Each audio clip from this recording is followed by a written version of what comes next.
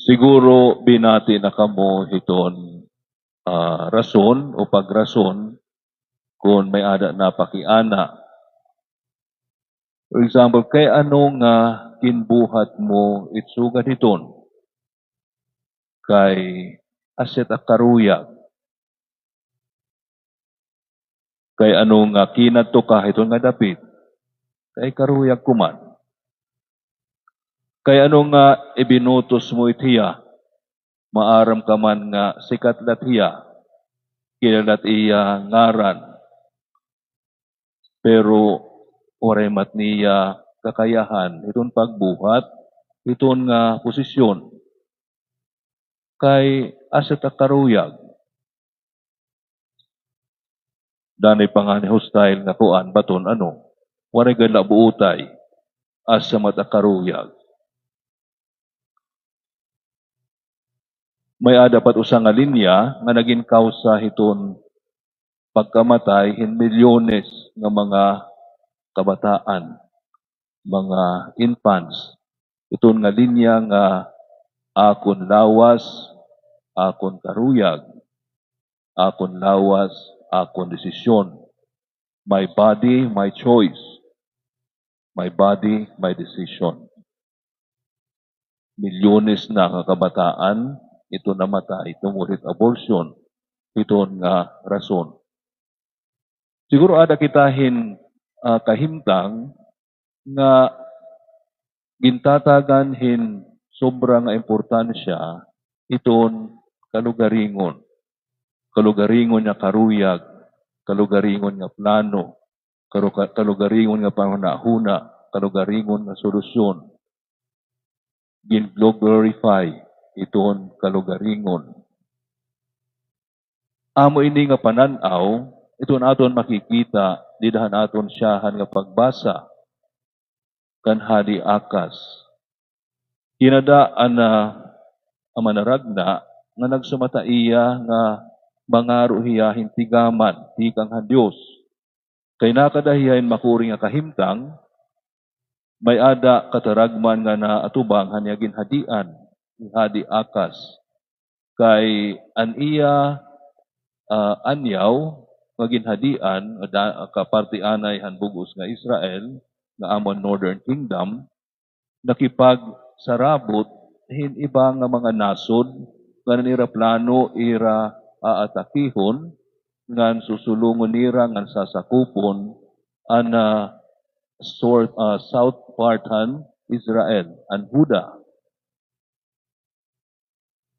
So amo ato nga nakadahiyahin makuring nga kahimtang, ngan karuyaghan manaragna nga ini nga hadi, tumapod han Diyos.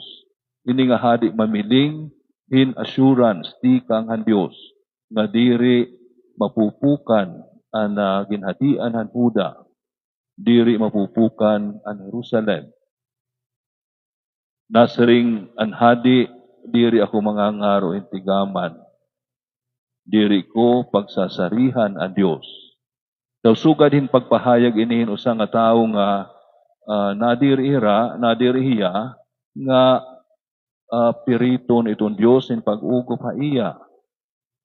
Pero pagka matuod, nasa ring iya ini nga hadi, tungod kay may ada niya iba nga ginuna-hunaan.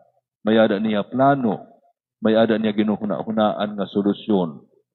Anya ginuhuna-hunaan nga solusyon, amo iton pakigsabot liwat, na mas makusog, mas dako nga nasod, base makaato hiya, nga diri hiya maperdi, ini nga naglalarang hin pag-atake, han iya ginhadian.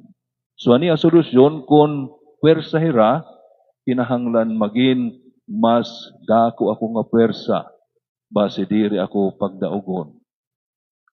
Waray hiya pamati han karuyagig hatag nga solusyon han Dios. Pangaro hintigaman kay ang Dios nga haw ang magahatag han imo ginti kinahanglan nga kataluwasan.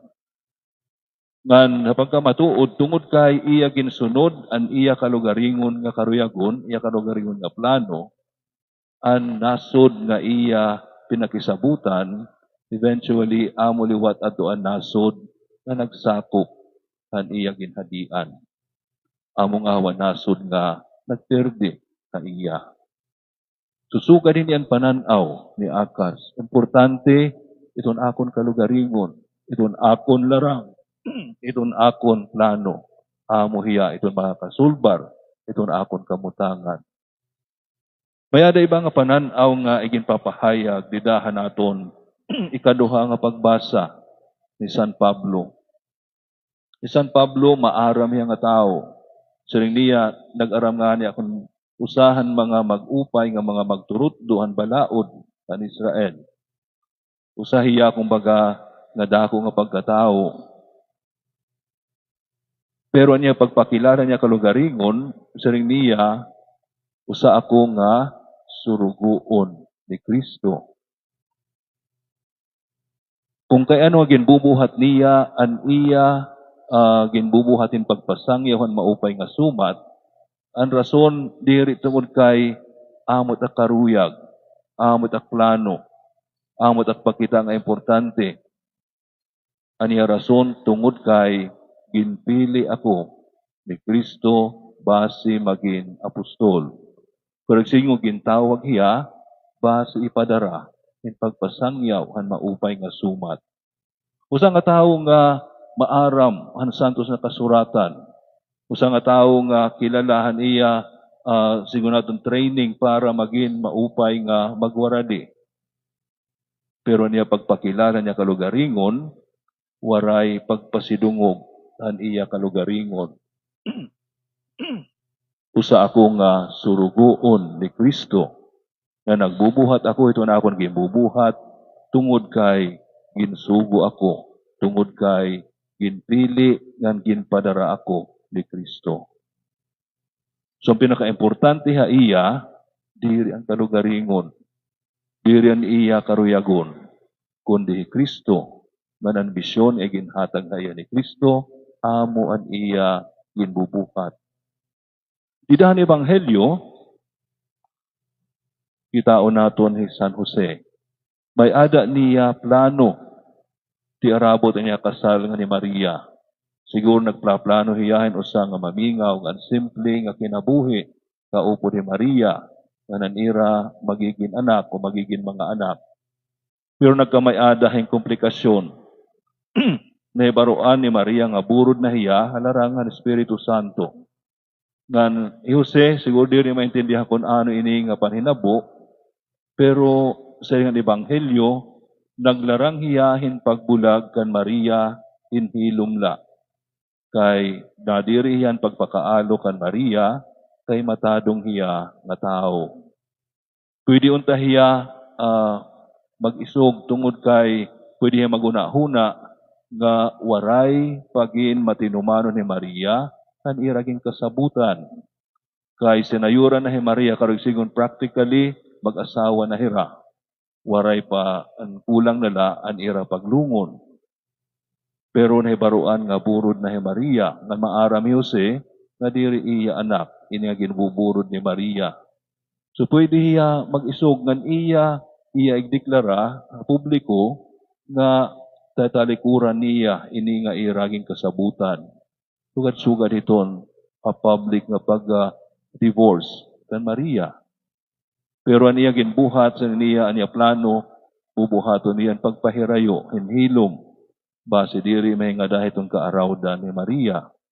Tungod kay matadong iya nga tao, amo niya paagihan, pagpahayag, han iya pagin buutan, pagin matadong. So may ada niya plano, nagkamay ada komplikasyon, ngan naguna-una hiya kung ano ang solusyon. Bubuhato niya ini, mamingaw la, diri magpapakaalo kan Maria. Pero may ada iba nga larang han Dios para ha iya.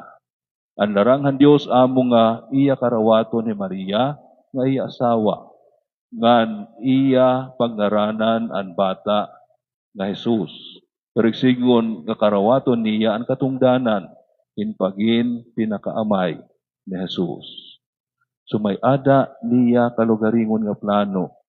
May ada niya ginuna-unaan nga solusyon. may ada iba nga plano ang Dios, may ada ibang solusyon ang Dios para iya.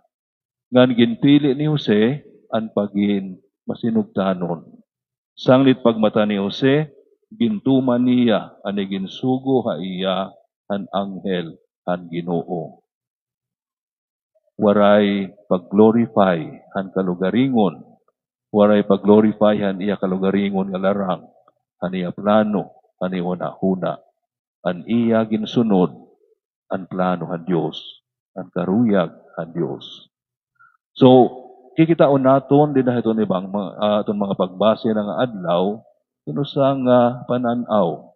Importante itong akon karuyag, itong akon plano, itong akon solusyon, amo angay pagsundon.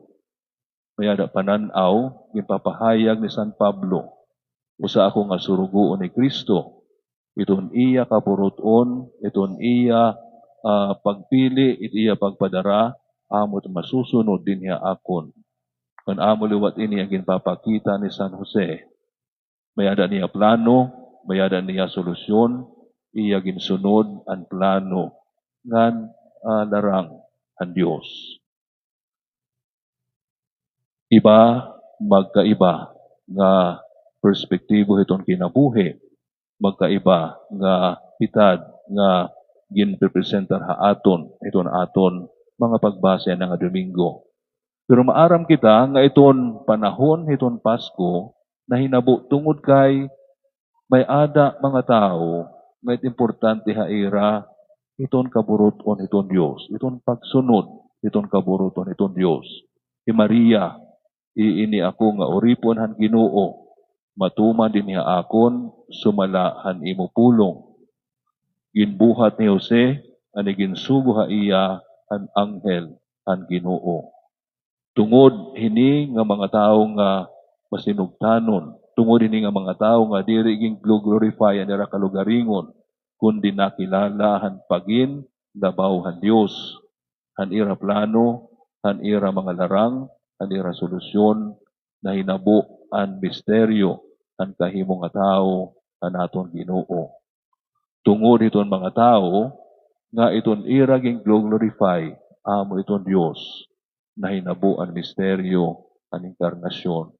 Sana siguro usa nga padayon nga imbitasyon ha aton, nga may ada naton mga kalugaringon nga larang, may ada naton mga kalugaringon nga karuyagon, pero angay unta nga karawton naton, nga iton plano iton Dios, labaw, iton aton kalugaringon nga karuyagon. Iton solusyon iton Dios, mas maupay, kontra iton aton makikalugaringon, nga mga solusyon. Iton aton pagsunod, iton niya kaburuton, amo iton nagdadara, itong kataluwasan para sa aton.